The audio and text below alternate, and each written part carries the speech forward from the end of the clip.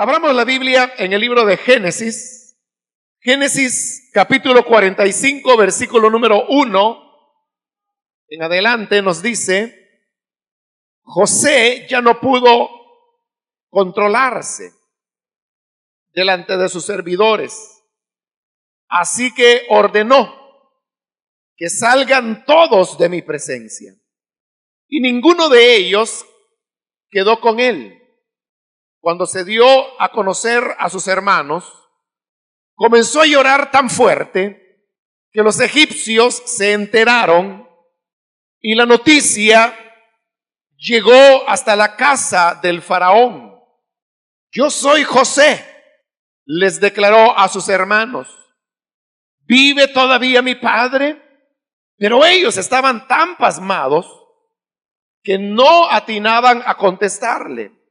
No obstante, José insistió: acérquense. Cuando ellos se acercaron, él añadió: yo soy José, el hermano de ustedes, a quien vendieron a Egipto. Pero ahora, por favor, no se aflijan más, ni se reprochen el haberme vendido, pues en realidad fue Dios quien me mandó delante de ustedes para salvar vidas. Desde hace 2 años la región está sufriendo de hambre y todavía faltan 5 años más en que no habrá siembras ni cosechas. Por eso Dios me envió delante de ustedes para salvarles la vida de manera extraordinaria y de ese modo asegurarles descendencia sobre la tierra. Fue Dios quien me envió aquí y no ustedes. Él me ha puesto como asesor del faraón y administrador de su casa y como gobernador de todo Egipto. Vamos, apresúrense, vuelvan a la casa de mi padre y díganle: así dice tu hijo José, Dios me ha hecho gobernador de todo Egipto. Ven a verme, no te demores. Vivirás en la región de Gosén, cerca de mí, con tus hijos y tus nietos y con tus ovejas y vacas y todas tus posesiones. Yo les proveeré alimento allí, porque aún quedan 5 años más de hambre. De lo contrario, tú y tu familia y todo lo que te pertenece caerán en la miseria. Además, ustedes y mi hermano Benjamín son testigos de que yo mismo lo he dicho. Cuéntenle a mi padre del prestigio que tengo en Egipto y de todo lo que han visto. Pero apúrense y tráiganlo ya. Y abrazó José a su hermano Benjamín y comenzó a llorar Benjamín. Y a su vez también lloró abrazado a su hermano José. Luego José, bañado en lágrimas, besó a todos sus hermanos. Solo entonces se animaron ellos a hablarle. El capítulo que hemos leído ahora se puede dividir por su contenido en 3 partes. La primera parte es la que hemos leído hoy, que es el momento cuando José se da a conocer a sus hermanos. La segunda parte es cuando el faraón se entera que los hermanos de José han llegado a Egipto. Y la tercera parte del capítulo será cuando los hermanos de José vuelven a Canaán y le dan la noticia a su padre Jacob que José vive y que ahora es el gobernador de toda la tierra de Egipto.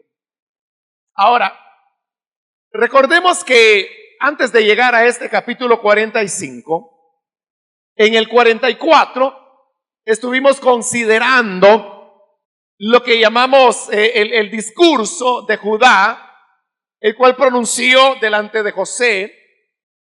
Y para no tener que estar repitiendo todo, solamente voy a resumir diciendo que a través de esas palabras que Judá pronunció, José pudo verificar lo que él quería saber.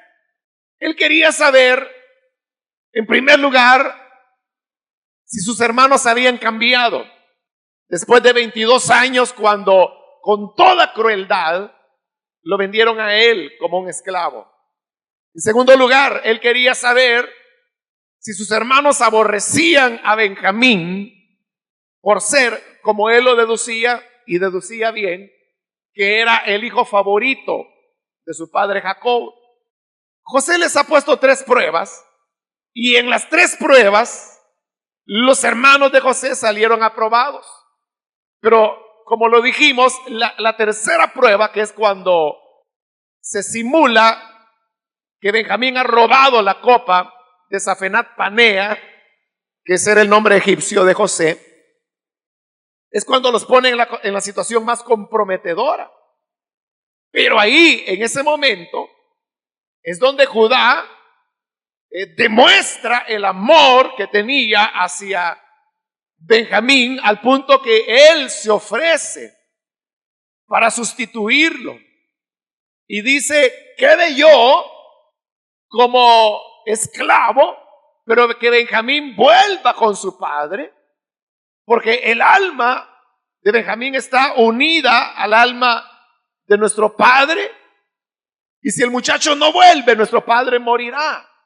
Para José ese fue un dato adicional, y el dato adicional es que se da cuenta que sus hermanos ya no quieren más causarle otro dolor más a su padre Jacob, como el que le causaron con el engaño que se mantiene hasta este momento, de haberle dicho o haber creado la mentira que José había sido atacado por una fiera en el desierto y que había sido muerto, cuando en realidad ellos lo habían vendido como esclavo a una caravana de comerciantes que lo fueron luego a vender en Egipto. Bueno, y ahí viene ya toda la historia que hemos estado desarrollando. Ahora, no solamente es que al escuchar estas palabras de Judá, José ya halló lo que quería. Él ya se dio cuenta que sus hermanos se han arrepentido verdaderamente. Se da cuenta que ellos aman a Benjamín y que no le tienen envidia como había sido con él. Pero hay un dato adicional que él no lo buscaba, pero que surgió, y es que se da cuenta que sus hermanos ya no quieren causarle más pesares a su padre. Entonces, para José, eso era lo que él buscaba, y esa era la manera como el caso para él quedaba ya resuelto. Entonces, él ahora lo que procedía era la reconciliación. Pero esto es lo que sucedió, pero yo quiero por un momento solo que nos hagamos la pregunta: ¿qué hubiese sucedido si los hermanos de José no hubiesen cambiado en esos 22 años?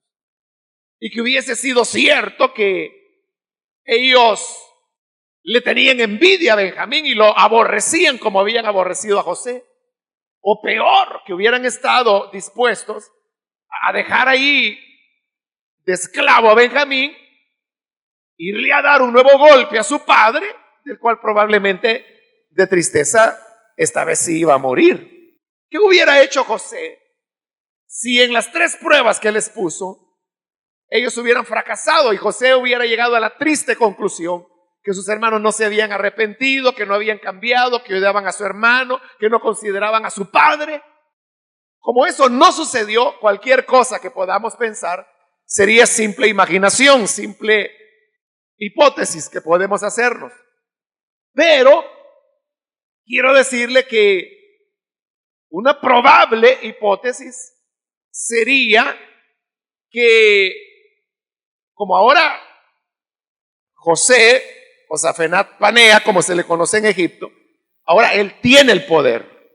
Él podía haber hecho algo como, por ejemplo, meter a la cárcel a sus hermanos, mandar a traer a su padre y disfrutar de él y de su hermano Benjamín, sabiendo que bien merecida tenían la prisión sus hermanos, porque eran peligrosos, porque ya lo habían demostrado cuando habían intentado matarlo a él.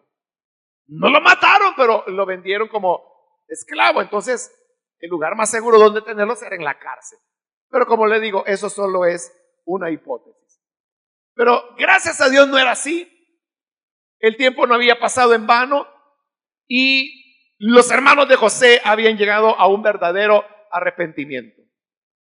Entonces, ahora José debe perdonarlos, pero el discurso de Judá, como lo dijimos la vez anterior, ha sido tan coherente, ha sido tan bien elaborado, es tan sentida cada palabra que Judá dice, que uno se conmueve al escuchar eso.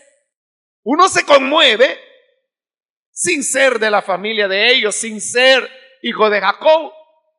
Pero qué efecto esas palabras estaban causando en José cuando Judá le suplicaba de una manera tan elocuente por sustituir a su hermano Benjamín y que así Jacob, que ya es viejo, no fuera a morir de tristeza.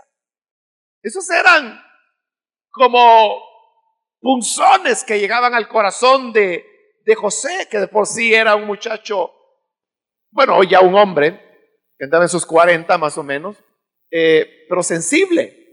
Sucede que, aparte de que él ya tenía la resolución de perdonarlos, nos dice el versículo 1 del capítulo 45, que ya José no podía contenerse delante de sus servidores, porque recuerde que él ha mantenido una posición de dureza, él ha mantenido una posición de rigurosidad, porque él es la autoridad en Egipto.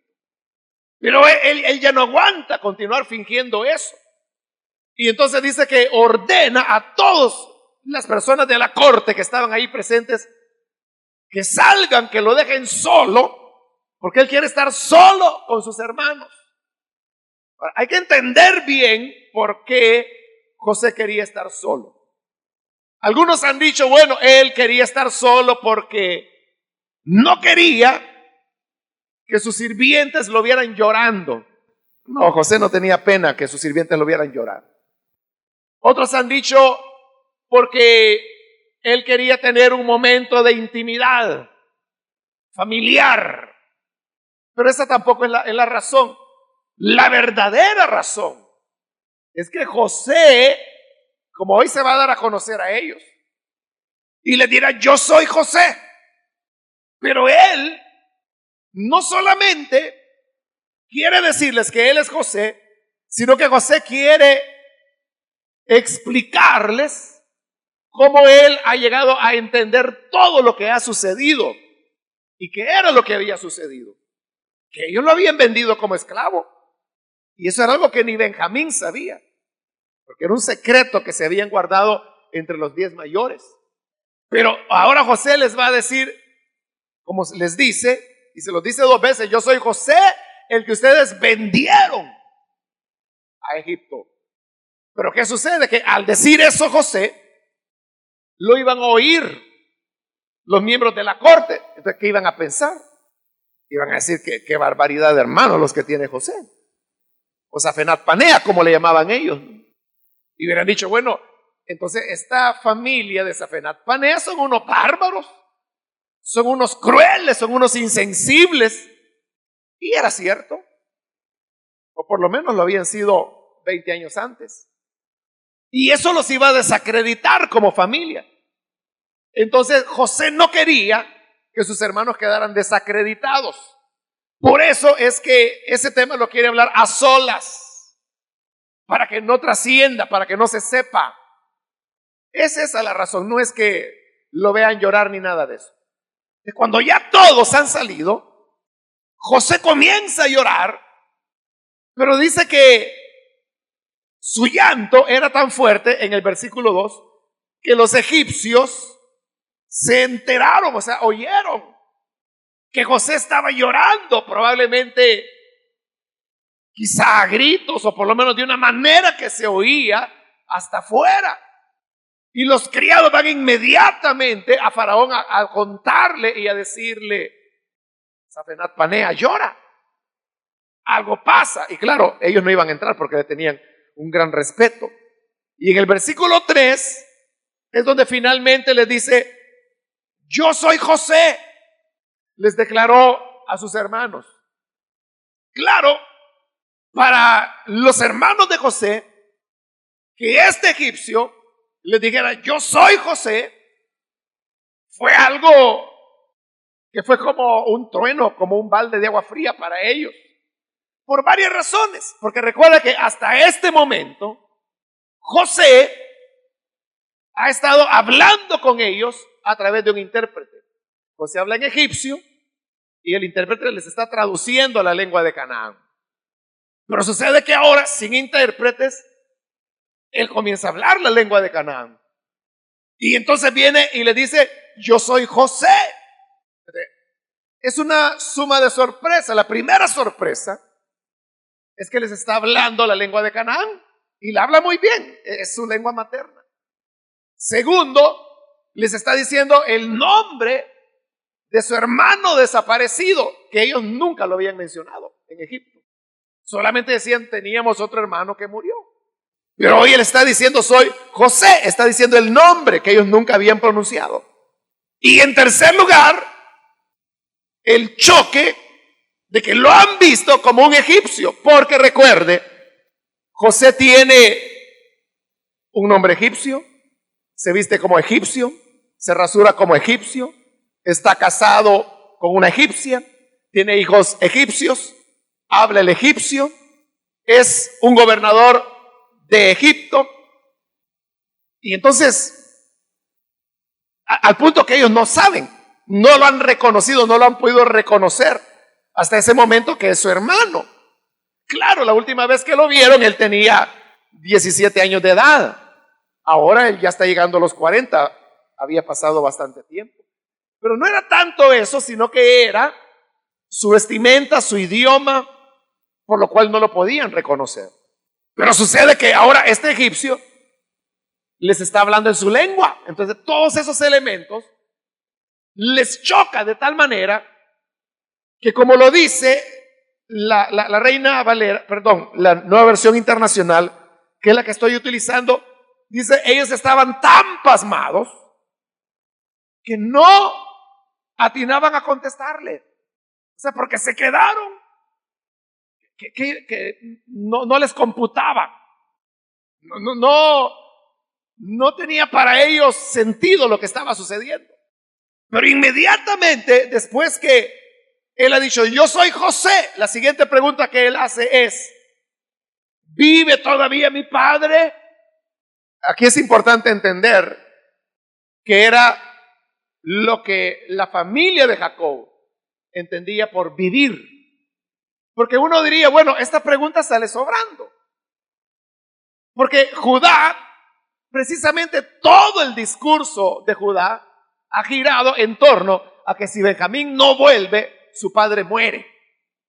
Entonces dice: para que no muera, mejor yo me quedo sustituyendo a Benjamín y que el muchacho vuelva con su padre, para que mi padre no vaya a morir, porque si él queda prisionero, yo no quiero ver la desgracia que le va a venir a nuestro padre.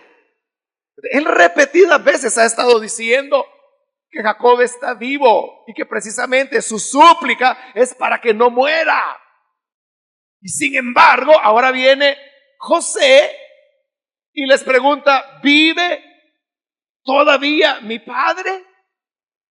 Uno, hoy en día diría: bueno, ¿y por qué está preguntando?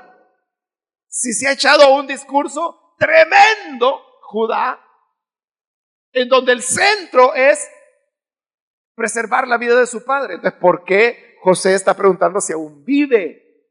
Lo que sucede es que en la lengua de Canaán y para la familia de la promesa, vivir no significaba solamente tener vida, es decir, que no se había muerto. José sabe que no se ha muerto porque se lo están diciendo. Pero para ellos vivir tenía un significado más profundo. Para ellos vivir era tener salud, era tener prosperidad. Vivir para ellos significaba estar en buenas condiciones.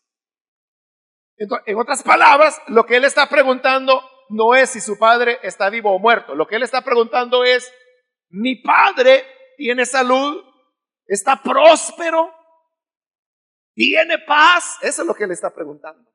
Eso es importante entenderlo, hermanos, porque más adelante, en el resto del Antiguo Testamento, usted va a encontrar muchas veces la palabra vivir. Y cuando usted piensa de la palabra vivir como lo contrario a morir, usted está limitando el sentido que en las escrituras del Antiguo Testamento esa palabra tiene. Es algo parecido a la palabra paz, o sea, shalom, en el hebreo, ¿no? Que ya lo he explicado en otras ocasiones, que para nosotros paz significa paz en el sentido que no hay guerra, pero shalom es un concepto mucho más rico, que no lo voy a explicar en este momento porque no es el tema. Lo mismo es con vivir. Para ellos vivir era no solo estar vivo, sino que era, por decirlo de otra manera, tener vida plena. Entonces, cuando Dios dice, por ejemplo, que Él quiere que su pueblo viva, Él no solamente está diciendo que no quiere que su pueblo esté muerto, sino que lo que Él quiere decir es que quiere que su pueblo tenga vida, pero que esa vida sea próspera, sea sana, sea plena.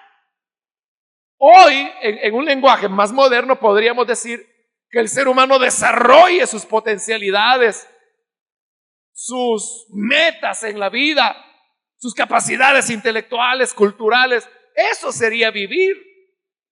Por ello, sobre todo cuando lea los profetas y encuentre la palabra vivir, entienda ese significado mucho más amplio que tenía. Porque si no, uno dice, bueno, y entonces José no oyó entonces lo que Judá dijo. Porque todo el argumento de Judá es, si Benjamín no vuelve, nuestro padre muere. Era obvio entonces que estaba vivo. Entonces, ¿por qué pregunta si está vivo? Así que no está preguntando vivo en el sentido como lo entendemos nosotros, sino como lo entendían ellos. Y es que si tenía salud, si estaba próspero, si estaba en paz, eso es lo que está preguntando. Estaba vivo, ya sabía.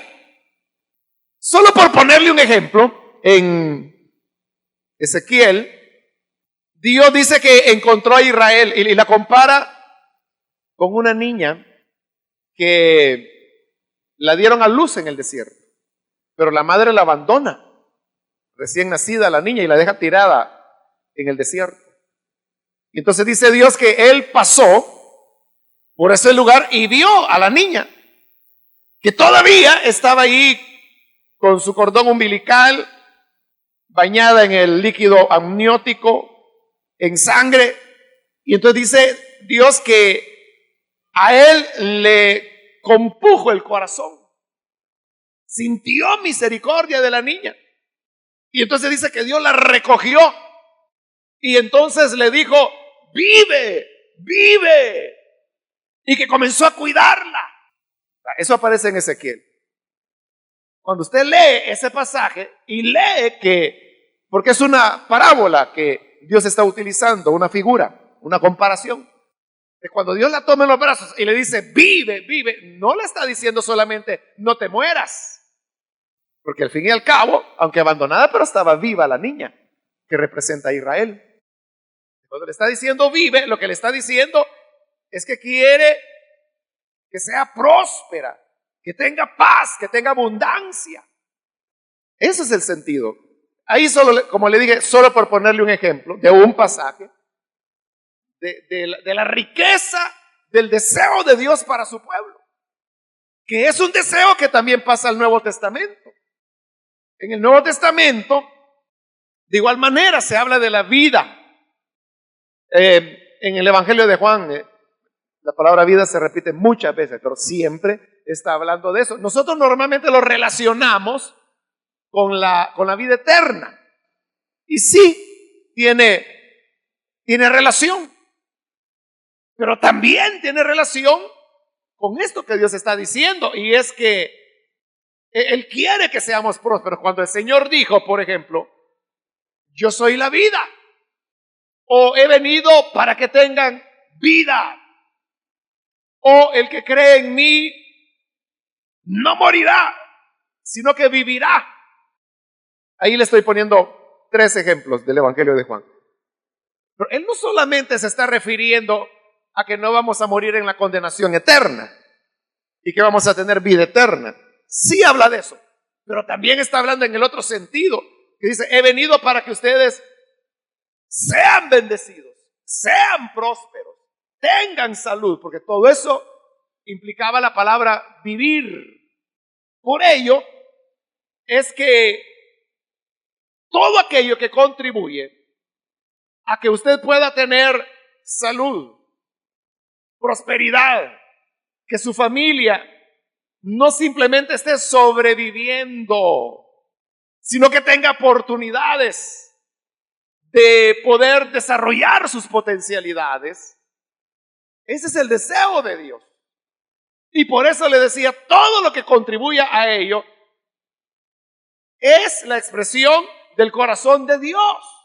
Y por ello la iglesia debe abrazar aquellas causas o aquellos elementos que van a traer como resultado que las personas puedan tener más salud, más prosperidad, un desarrollo mejor de sus potencialidades, lo cual viene por medio de acceso a oportunidades de educación, porque es el deseo de Dios. Estamos hasta ahí, hermanos. Entonces, les pregunta, ¿vive todavía mi padre? Pero ellos no le contestaban, porque estaban, como dice aquí, pasmados. No obstante, dice, José insistió y les dijo, acérquense, porque recuerde, los egipcios no permitían que los extranjeros o hebreos, como ellos les llamaban, y no solo los egipcios, sino que otros pueblos, a cualquier extranjero le dan el nombre de hebreo. Aquí no es una nacionalidad, recuerde, he insistido mucho en eso. Los egipcios siempre guardaban una distancia del extranjero, pero hoy les está diciendo acérquense. Y quizás ellos con un poco de temor, pero el hecho es que se acercan y le vuelve a decir, yo soy José, y les está hablando en la lengua de Canaán, el hermano de ustedes, el que vendieron a Egipto. Esto es lo que él no quería que oyeran sus servidores. Y es que ellos habían sido tan crueles que lo habían vendido como un esclavo. Yo soy el que vendieron a Egipto. Pero inmediatamente les dice en el versículo 5, ahora por favor no se aflijan más ni se reprochen el haberme vendido, pues en realidad fue Dios quien me mandó delante de ustedes para salvar vidas. Note cómo José había madurado tanto. José era un hombre de continua reflexión y él había razonado en todo lo que había sucedido y sobre todo desde que sus hermanos llegaron en el primer viaje. Ahí es donde él ató cabos, porque recuerde que ahí es donde los sueños que él tuvo de adolescente se cumplen. Entonces dice, esto ya era el plan de Dios. Y si vienen desde Canaán para comprar alimentos es porque el hambre también está allá. Era más extenso de lo que él se imaginaba. Entonces, Dios me puso en esta posición para salvar al pueblo de la promesa, porque ellos saben que no es simplemente a su familia, no es simplemente en ese momento un clan familiar, que luego se va a convertir en una tribu y luego en un pueblo entero, ¿no? En Egipto. Él sabe que ellos son herederos de una promesa que el Dios al cual él teme les ha dado. Y que por eso ese pueblo tiene que ser preservado. Pero note, él ahora se está levantando sobre las circunstancias que son las que nosotros normalmente vemos.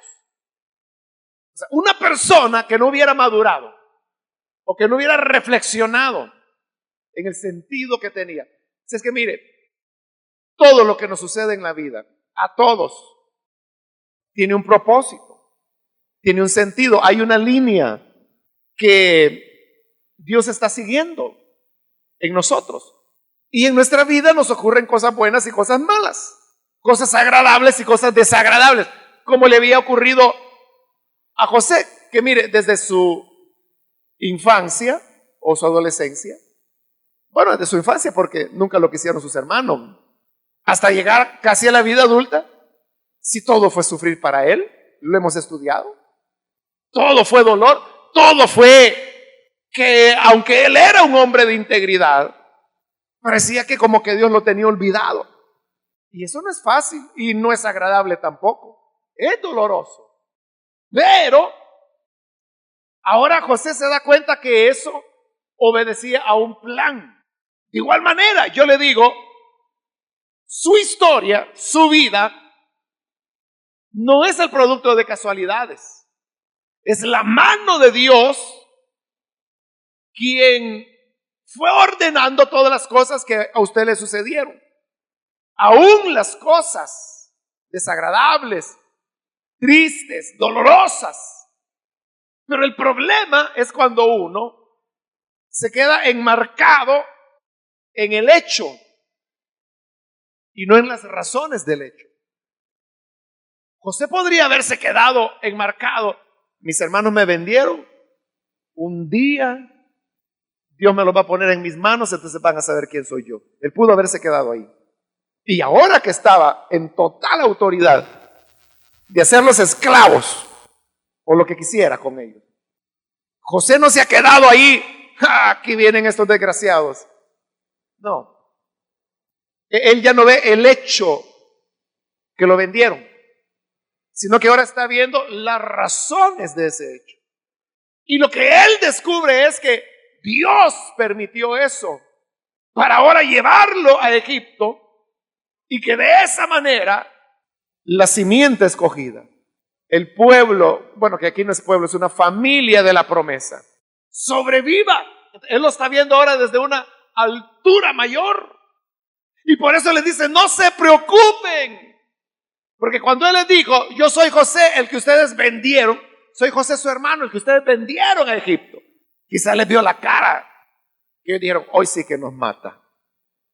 Pero él dice, no se preocupe. Y fíjese, llega el punto de decir, no fueron ustedes, fue Dios. Note cómo ha madurado el pensamiento de José. Si no fueron ustedes, fue Dios. Esto significa que Dios puede utilizar hasta el pecado, hasta la maldad, hasta las peores crueldades humanas para cumplir sus propósitos santos y buenos.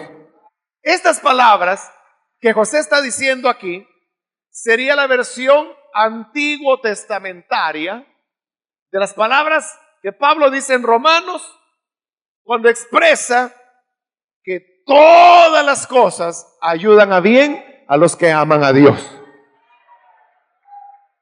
Eso es lo que José ha entendido y lo dice 2 veces. Versículo 6, desde hace 2 años la región está sufriendo de hambre y todavía faltan 5 años más en que no habrá siembras ni cosechas. Ahora oiga el versículo 7. Por eso Dios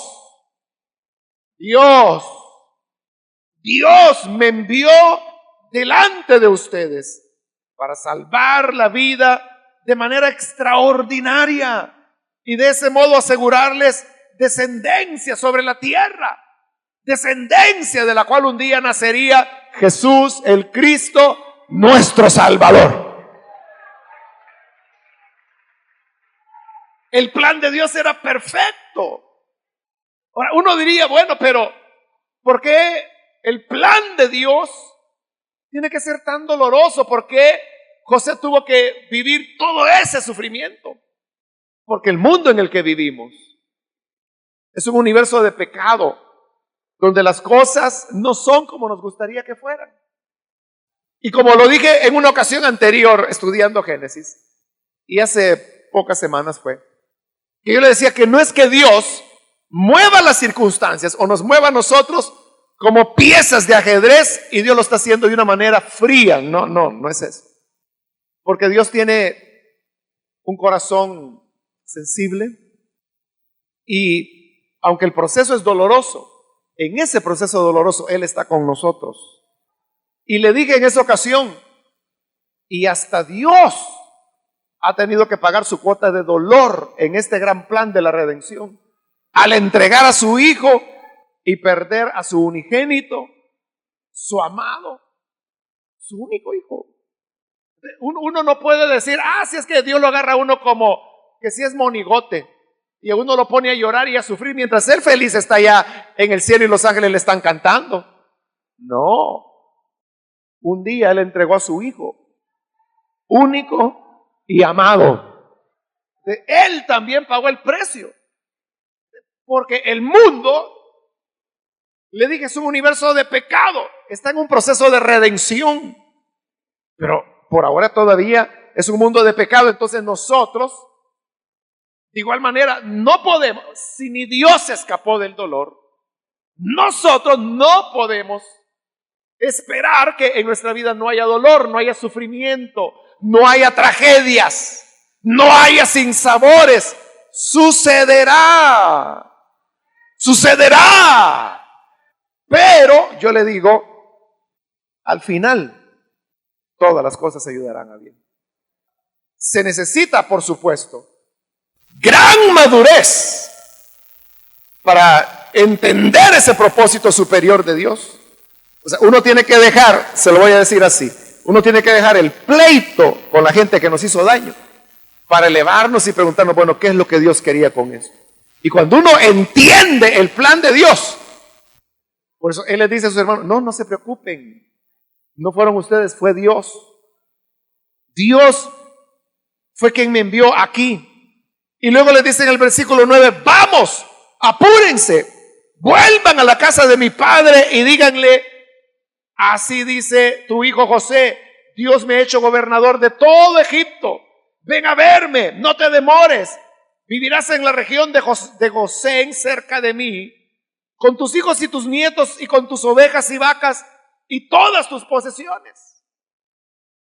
No era que José quería ver a su papá, porque él podía ir y verlo. No era eso. Sino que él lo ve desde el punto de vista que Dios lo ha puesto a él en una posición privilegiada, es el gobernador de Egipto. Entonces entiende que es un propósito de Dios que lo ha enviado allí. Y él les dice a sus hermanos, no crean que la sequía ya va a terminar.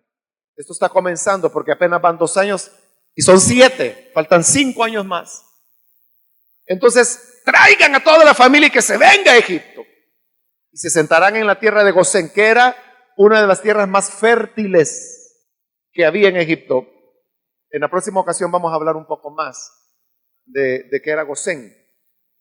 Pero entonces, la idea de José es que su familia venga y ahí van a tener todo. Alimento para ellos, como le dice, para ti, para tus hijos, para tus nietos, para tus vacas. Le dice, porque si no te vienes, ustedes vendrán a ser miserables. O sea, todas tus riquezas las perderás. José probablemente no tenía el plan que su familia se viniese a vivir del todo a Egipto. Quizá el plan de José era, cuando hayan pasado los 5 años de hambre y de sequía y vuelva a llover y vuelvan las cosechas, pues vuelven a Canaán. Quizá esa fue la idea de él. José siempre estuvo consciente que el lugar de ellos no estaba en Egipto, porque lo vamos a ver ya al final del libro de Apocalipsis, de Génesis, cuando él dice, poco antes de morir, o a punto de morir, él dice, Dios los va a sacar de esta tierra. Cuando los saque, por favor, no vayan a dejar mis huesos aquí en Egipto. Sáquenlos y llévenlos. Por eso le digo, José siempre estuvo consciente que el lugar de él y de su familia no era Egipto. Pero ahora, por los 5 años que faltan de hambre, él sabe que lo mejor es que se vayan a Egipto. Y le dice, ustedes, versículo 12 ustedes y mi hermano Benjamín son testigos de que yo mismo lo he dicho, porque él sabe que su papá no lo va a creer. Pero él dice, vayan, llévense a Benjamín. Y Benjamín es testigo de que yo, José, lo he dicho. Y le dice, pero apúrense y tráiganlo ya. ¿Cuál es la prisa de José?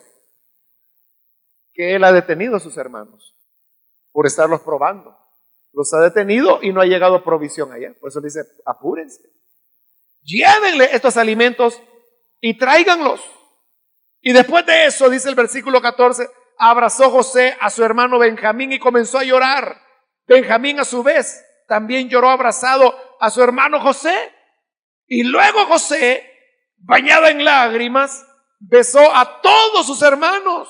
Con eso les estaba demostrando que él no estaba viendo las cosas como, aquí están los que me odiaron, hoy me desquito. No, él está diciendo, es Dios quien me envió, era un plan de Dios. Por eso ahora besa a aquellos que hicieron posible que ese plan de Dios se hiciera realidad. Entonces yo le digo, hay personas que quizás le han hecho daño a usted, le han traicionado, le han calumniado, le han causado mucho daño. Y en este momento usted dice, Señor, mira, aboga por mi causa, que un rayo ahorita antes que termine el invierno caiga sobre este y lo parta en 4. Eso piensa ahora. Pero cuando el plan de Dios se revele y usted entienda que era lo que Dios perseguía, y cuando entienda que todo ayuda bien, usted terminará besando a su enemigo, a su enemiga. Terminará bendiciéndole. Y le mire, gracias por aquella gran calumnia que me levantó en aquella ocasión, porque ese fue el medio que Dios utilizó para ahora bendecirme, bendecir a los míos y aún bendecir a usted. Cuando llegamos a entender los propósitos de Dios, es cuando no tenemos dificultades en perdonar, porque nos damos cuenta que las personas que nos hicieron daño fueron unos pobres diablos que creían que nos iban a hacer daño y no sabían que solo estaban ejecutando la voluntad de Dios para exaltarnos como José fue exaltado.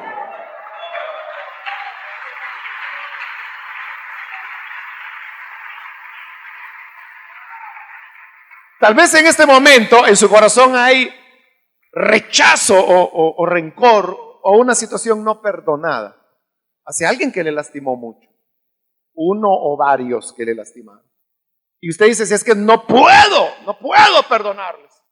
Y hay personas que yo les he escuchado que dicen que el Señor me perdone, pero yo quisiera que esta persona se muriera o que desapareciera. Saben que no está bien y por eso dicen que el Señor me perdone. Y dicen, no voy a poder perdonarle. Pero yo le digo, si usted viene a Jesús, en Jesús usted podrá ver todo el panorama, y al entender todo el panorama, verá cómo perdonar le resultará fácil, porque entenderá que no fue esa persona, fue Dios quien utiliza, como ya le dije, hasta las cosas más crueles, hasta los pecados más groseros, Él los usa para al final bendecirnos. Y ahí se cumple donde a los que aman a Dios, todas las cosas les ayudan a bien. Amén. Con esa esperanza podemos seguir adelante y confiando en el Señor. Vamos a orar, vamos a cerrar nuestros ojos.